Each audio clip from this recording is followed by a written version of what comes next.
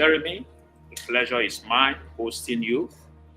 We actually decided to run this session we call the Backend Series.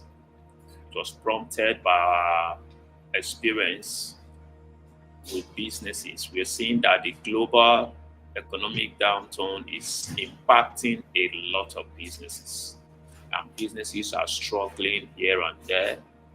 So we thought it wise for some of us who are still able to survive, sustain our business, and we are still scaling to the best of our ability. We said it would be good that we are able to share our experiences to guide as many that will watch this later, on the best practices they can engage to keep their businesses above waters.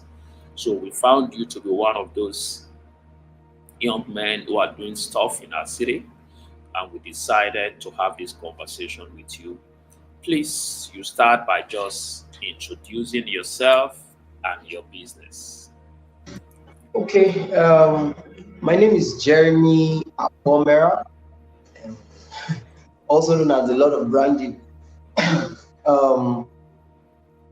I would say because of the way I am, it's hard to say I am this thing at the moment or that thing. So I would say I'm a creative storyteller who loves to improve systems. At the moment, I run a brand solutions company called Oro Wox. We are focused on helping African businesses thrive locally and become competitive on the global stage. We do this by strategy development up to storytelling in the entire brand management range. So I think that summarizes me and my business in a few seconds. Okay, thank you so much. Yeah, I remember the very first time I met you. It was in one of these our thought leaders engagements. And when you introduce yourself as the Lord of Branding, to the extent that I saved your name till date as Jeremy Akpomera, brand expert. So I'm wondering, where was the competition held that name was given to you, and who approved you to be the Lord? Okay. Well, actually, I didn't name myself initially the Lord of Branding. I was just trying to be an expert, right, in a particular field. So in my study, understanding the full range of branding, from strategy to design to development to management to education to audit, right? The entire brand range. In trying to be an expert through all of this, I started engaging people on the topic, and they realized that it's like this guy knows more than the regular person, right, on this topic. And one of my friends said, I will start calling you Lord of Branding from today. So initially, I didn't take it seriously. I didn't, just bother. But she was consistently calling me Lord of Branding. Whenever we chat, hey, Lord of Branding, how far? Hey, what's up? If she calls Lord of Branding, how you doing? I'm like, okay, let me even now take this thing, because in branding is about naming, right? Naming, being in charge of the narrative about a person or a business product. So I said, let me be in charge of the narrative of my life moving forward. So I officially adopted the name, and I think thus far nobody has refuted the fact that I am the Lord of Branding. I think if there were authorities that have the right to call me to question him, they should have, and I will defend the quote now title at the moment. So I think there's nobody has approved it officially, but no one has refuted it, because by God's grace I've been able to deliver to that extent. Yes. That's awesome. That's awesome. Your story also reminds me of how I came up, how the people I served began to call me the father of startups. Father of startups, exactly. I think in your line of business, when you impact people, they will always give you a name, and when that name resonates with who you are and what you want to represent, it's good to hold on. Exactly. To it. So, exactly. As a brand expert, what do you think is the importance of calling yourself what you want the society to call you, or what you want the people you serve to call you? What do you think is the importance of that? Why is that very important? Okay, for me, right? Society, clients, all of those are external stakeholders in your life at every given time. Branding is about developing a perception, and that perception is birthed on the platform of series of experiences. So it is not, for me, it's not just enough to call yourself something, but it's important that the experiences that are surround you with regards to your clients, the society, and every other external stakeholder is consistent with a particular message. So are you the person, just like you, sir, are you the person that when it comes to startup development and growth, you are the person we run to, right? If that is, if you don't have to find a name for it yet, but if that is the burning desire from inside, keep at that, keep on that name. Sooner than later, a name will come. It might not be from you, just as you have noted here. It might not be from you, but it will come. I've seen a lot of people who have grandiose names, right? And they are not able to deliver experiences that match those names. And then we now have an identity challenge in itself. That you are up there in names and nomenclature, but delivery and experience is not matching it. So while it's important to name yourself, more importantly, create consistent experiences that will validate any name you want to give yourself. That experience must be based on your own brand purpose at every given time. I think that's good. Summarize my thoughts on that one. Awesome. So it's not enough for you to adopt a name or call yourself a name. You must consistently ensure that the experience people get when they meet you matches that name. Exactly. Awesome. I also realized that the truth is what you call yourself after a while becomes your experience. What you call yourself after a while becomes your experience. True as well. You consistently build your psyche. Consistently build your psyche and begin to affect what you are able to attract into your life. Okay. Very true. I realized that for a while, since I met you, you have transitioned from one business to the other. In this terrain, there is always that need for us to partner. So what will you think? What do you want to share about your experience in partnership with people to power a business or an idea? Okay. Partnership. Let's start from personally, right? I love partnerships. That's my own personal opinion. Partnerships make life easy, makes growth quicker, right? You are able to explore a wider range of ideas and ideologies in the partnership conversation. It's just that many of us around here have not fully understood the tenets of partnership, right? So it's beyond. It's most times people partner around here on the platform of skill, right? Oh, I can do coding. You can do probably you're a good communicator. Let's partner to start up a business. It's beyond that, in my own opinion, right? It's about value beyond your skill.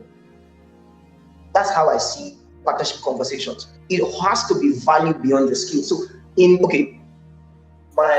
company I was with, I think from 2018 up to last year, it was a partnership, right? And we got to a point where we couldn't move on because we were not exactly seeing the same things per time. So one person was more in the skill-based partnership conversation. The other person was more on the value-based partnership conversation. So it felt like we're talking about two different things, but really We just needed to open our eyes to see what we're saying even clearer.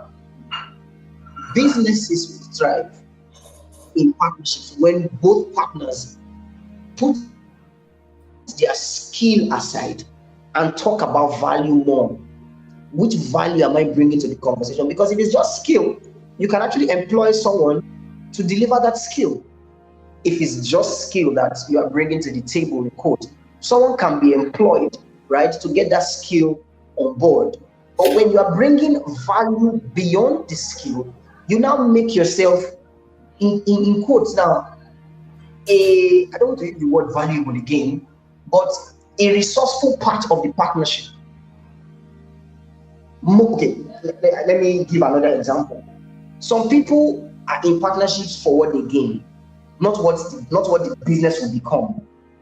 Right? I've experienced such where I'm in a partnership with someone and it's all about what the person is going to be gaining at the end of the day. And I'm like, okay, there is no ill arrangement in wanting to have gain, right, from an endeavor.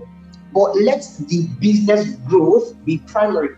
The business is what will bring our gain for us. So if we are not concerned about the business in the partnership, what we call our gain might not even be anything tangible at the end of the day, because every little thing that comes into the business, we want to take out.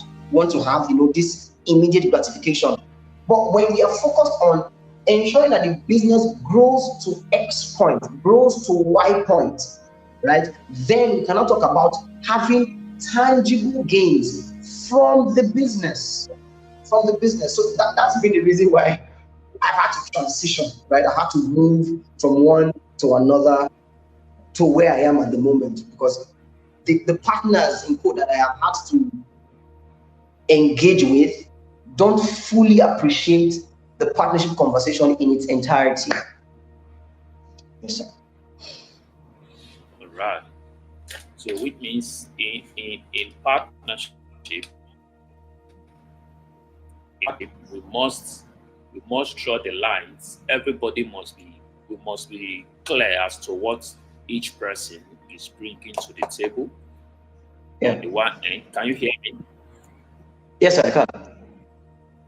Okay, then on the other end, we must be clear as to when and how we begin to share and how we manage what is coming in. Because if I hear you so clearly, is the fact that sometimes some people are in partnership, but their mindsets are not synchronized. One is looking at, how can we get something out as quickly as possible? The other one is thinking, how can we invest to see that this brand becomes a household name? So that's dichotomy in thoughts alone is enough to begin to cause commotion. True. Did I capture your thoughts right? Very well, sir. It's all right. Okay. Yeah, I know you have been working with business owners and now you run your own business. Recently, I had this thought in my head. A lot of people teaches business, don't run business. And I began to think like some of the things you are teaching, you may not really know how they stand until you begin to power a business. You understand it? So since you now run a business that is 100% powered by your personal funding, what are the challenges in running a business from your experience? Then the second question from that is, does your running a business as a person, does it affect the quality of your teaching when you now teach business people? Okay, so truthfully, yes, as you pointed, sir, a lot of us that teach don't actually run businesses in that sense. So we are very theoretical, right? And the practical day-to-day experiences, we don't necessarily engage in them.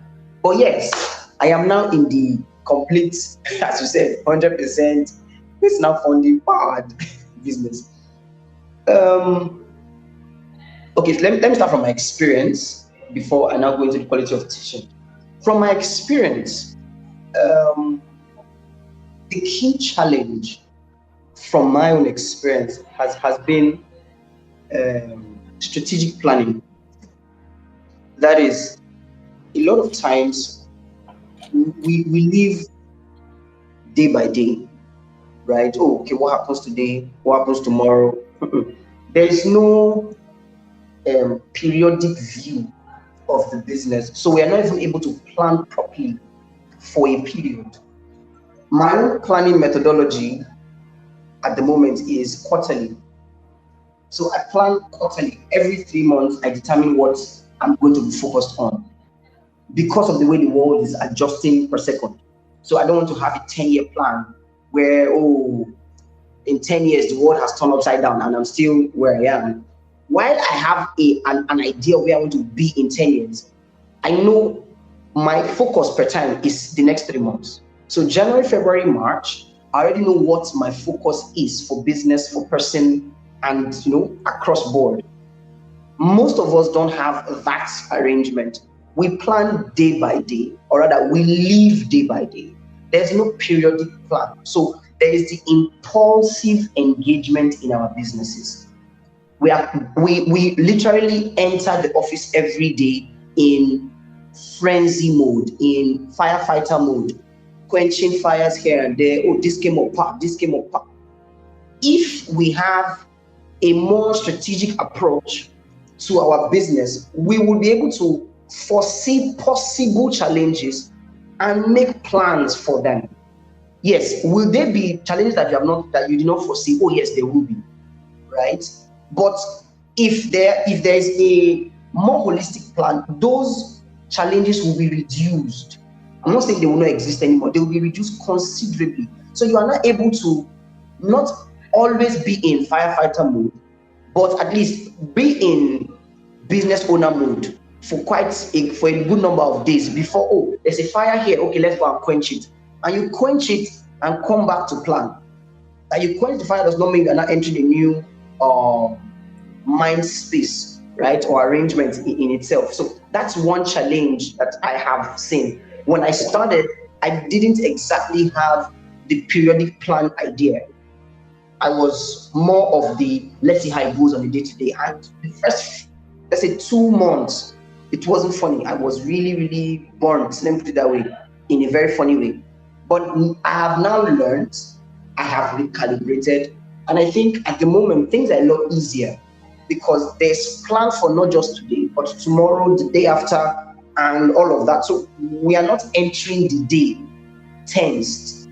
We are making plans, doing what we need to do, and entering the day in execution minds, right? Oh, the plan for today is to get this done. We have already set out the apparatus, the arrangement for that plan days before because we know it's in front, because there is already an arrangement for it. I believe that if business owners begin to think like this, a lot will be easier for us generally. Then with regards to my teaching, because of my experience within, I have had to deepen and widen the scope of my learning, which now directly affects my value in teaching and quality of my teachings. I think if anybody attended my class 6 months ago, if you attend my class today, to be a whole different, not different as changed, but deeper and more valuable, more relevant, more tangible for the current day business owner, for the African market specifically, not just the current day business owner. So it has made me come to a point where I now understand things better. I have put what's it called now? Put resources. Can you hear me? Okay. Put my, in quotes now, my resources where my mouth is with regards to my business. So when I'm telling you this as a brand company, when it's hard to brand yourself as a brand agency, very difficult, right? So most times, most brand agencies don't even care about themselves. They're more interested in the clients that engage. But now I have to develop a brand for the company, sit down and create my own brand development document, my own brand guide, my own, all those things are things that I wouldn't have done, right, normally. But because of what I want to be in the system, in the industry, I have to put all these things in place. So when I'm talking to a business owner on the importance of these things, it's not head knowledge anymore. It's not from book or from YouTube video. No. Now there is the knowledge acquired and there's the knowledge experienced. When we bring this together, the quality of teaching is a lot better. So thank you so much. So which means you agree with me that practicing professionals will always teach better when it comes to. Oh, I agree. Yeah, that's awesome. Okay, I think your conversation almost answered the next question I was going to ask. Yeah, I was going to ask that despite this challenge, what's the core thing that's keeping you going? But I think you talked a lot about periodic planning. Except there are other things you want to add to it. The core thing that you think, because we know that I think use befalling businesses. What are those core things that keep you going as a brand, both personally and organizationally? Okay. Probably my life is intertwined. So while some people have personal life, professional life, this life, that life, I have my life, right? It's just that per time I am this person or that person.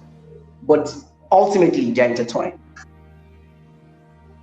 One thing I have learned, or one thing that has kept me going, is understanding why.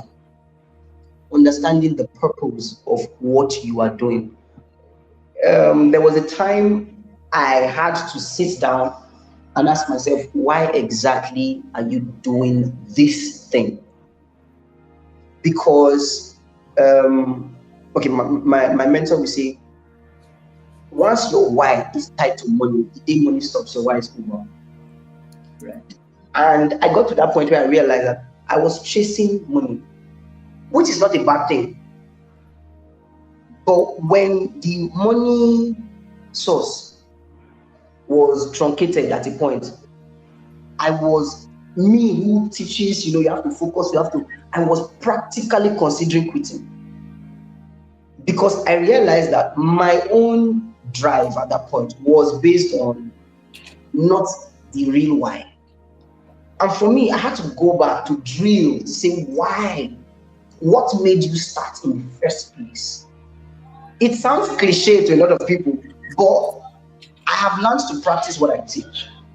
And I teach, go back to your why. So I went back to my why, and I realized that for me, the reason why I started in the first place was I call it the high mortality rate of the African business. Awesome. African businesses have been dying at random. And that this is statistically proven across the continent. And for me, it was a challenge. So in my own research, understanding branding, not aesthetic branding now, understanding functional branding was a major challenge across African businesses. Even the so-called big businesses did not even understand branding. So many of them, when they have an amazing, signage that is all lighted up, a good office space, staff with branded shirts all around, they are branded. But there are the internal workings, there's the culture factor, there's the relevance factor, there's the resonance factor. All these factors are not in place. So these businesses, despite their external arrangements, they still die. And that was the major challenge. So when I went back to ask myself, why are you doing this? That was when I now, got in touch again with this factor. And I said, okay, let's do this for real. Let's get businesses alive, which now even bettered our own brand purpose, which is to make African businesses live long and prosper. So it's tied. If when your entire business operation is tied to a why, you are not able to sync all aspects of the business to that purpose, from your identity to your communications to your culture to everything. It reads one message: why you are in business. And that way, even when things are not going the way you plan, right, you are able to stay, because that why is truly deeper than money. It's truly deeper than fame and fortune and all of that. But the good thing is, if you focus on that why long enough, money will come, the fame will come, all the things you are looking for, they will still come. So I think for me, I had to go back to my drawing board, find why. Then secondly, the place of mentorship.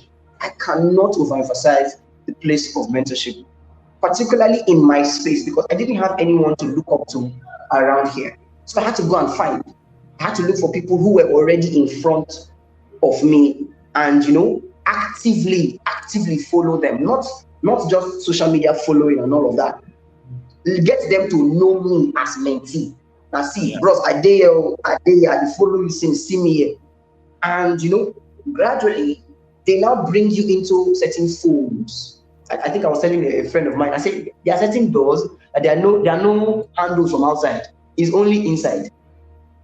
Right? And it's only your mentor that will open the door from inside for you. And I've experienced that firsthand. In my journey through mentorship, I've been able to scale because of knowledge that I wouldn't normally get. Oh, do like this, don't do like this. When you are charging, charge like this. Don't charge this, don't charge this. Charge for this, charge. Those simple instructions have formed my guidelines in this space for me. And I think if you're able to find your why, your true purpose of why you're doing what you're doing, and you engage favorably with a mentor who is concerned with your growth, it will be very difficult for you to run out of business, for you to go out of business. Very difficult.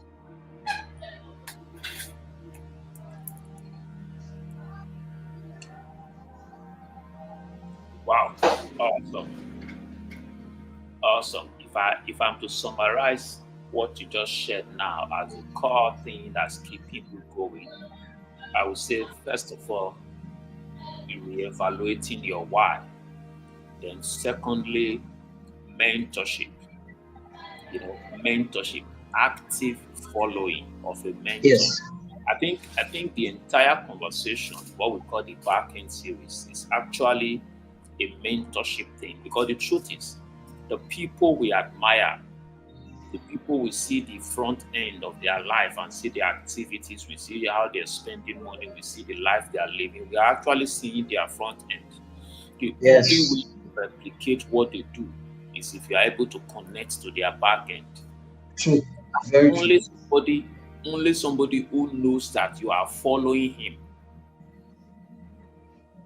Yeah. We open his eyes to you. So that's active following is very fundamental if you must succeed as a business person. So it's mandatory that we look for that person that represents the future that we see, connect to that person, not just on social media. It will start from social media, but ensure that person gets to know that I am following, and the person begins to open up. And whatever it costs, because sometimes this level of mentorship we're talking about doesn't come cheap. Yes. Oh no, it doesn't. It doesn't. Oh no. It doesn't come cheap. It doesn't come cheap. The people in question, they have the same 24 hours you have. They have a business to run. They have a family to power. So for them to give you that time, it must cost you something. I think this is something that our business people must have at the back of your mind. It must cost you something. Don't expect it to come cheap. Don't expect it to come easily.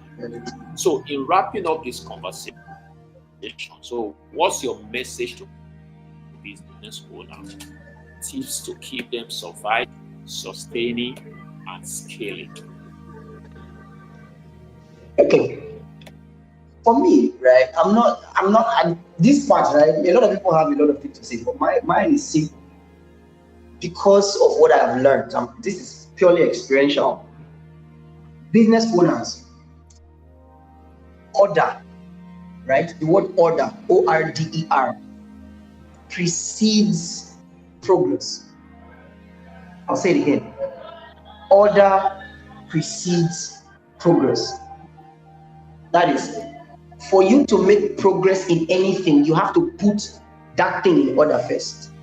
So if you want to see progress in your finance, put your finances in order. If you want to see progress in your health, put your health in order. If you want to see progress in any part of your life, put that aspect of your life in order. What does it mean to put in order? Begin to measure things within that aspect of your life. How much comes in if it's finance? How much deliberately comes in? How much goes out? Which account do I pay this thing to? What do I spend the most on? What don't I spend on? Unless you are able to order the finance, you cannot ensure its progress. Like you say, what you can't measure, you can't manage, right?